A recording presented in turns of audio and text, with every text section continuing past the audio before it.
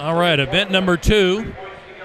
Here comes Ricky Wells, Randy DeFrancisco, and Randy hasn't ridden here for several years. Randy's down from Bakersfield.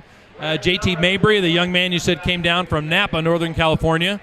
Neil Ficini, the former under-21 national champion. And number 22, Mike Bloom. So this is going to be an interesting race. Wells defending his title. This is his first heat.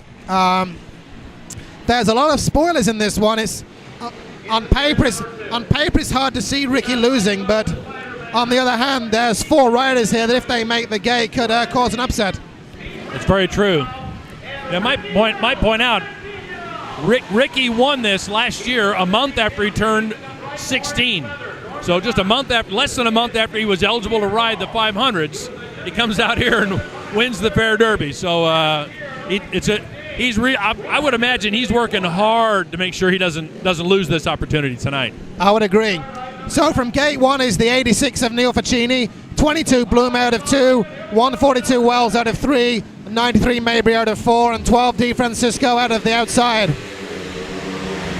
Oh, Wells gets a blinder. Wells outside. But here's Ficini on the inside. Here's the spoiler. Ficini's the spoiler, as we said. Contact. Yeah, Bloom just couldn't get it around in time and got underneath Ricky and lifted Ricky right off the bike. I don't think he went down that hard. He went over the top, but I'm not sure he went down that hard. They weren't going that fast yet. Yeah, Bloom there just couldn't quite get the turn on, as you say, Lee, and then so let's hope Ricky's okay. They're calling over the yeah, Mike Bloom's down with him, and he's waving over to the medics. So, but you know, sometimes these innocent crashes, they can cause an injury, so we hope this isn't the case here. Yeah, absolutely. And unfortunately in Speedway, a lot of times when the bike comes around like that and the foot peg digs in, it's what's called going over the high side, but because you're reluctant to let go of the handlebars, you kind of dive over the top of the bike. It's not as bad today as it was years ago, but the first thing that happens when you hit the ground, if your head rolls underneath, that helmet hits your right shoulder blade, out goes a collarbone. So you always have to watch for that high side crash. Yes. Looks like Wells is up and to his feet. They're bringing out a backup bike for him by the looks of things. Yeah. Oh, so I'll be interested to see what's going through Ficini's mind, because Ficini had the lead there. He was looking in good shape to get Wells' scalp, and now he's got to do it again. Yeah, let's see if he can pull that start off again. It looked like Ricky might be working a line on him, but so they are putting Mike Bloom back on the 20-yard line and the penalty line for causing that restart. So it takes one rider out of the starting line. Right, Bloom's penalized, so let's see what happens here. Good start by Wells this time. Wells, Ficini, DeFrancisco, Mabry through to 3rd place. Oh, Wells and Ficini in a great battle here as they... Oh, Neil's not giving anything up.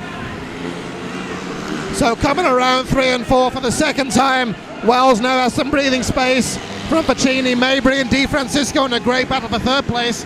Bloom's at the back. White flag for Wells, 1 to go. Looks like he's got this one in the bag, Lee. Yeah. It's amazing to watch this young kid. He is so composed on that bike and so smooth. I would agree. Just has complete confidence in what he's doing. He believes in himself. He rides like he's been on a 500 for the last 10 years. He sure does. So Wells gets 4 points there. 3 points go to Neil Ficini. 2 points to JT Mabry. 1 point to Randy DeFrancisco, with Spider-Man Bloom, who was penalized back in 5th place, failing to score.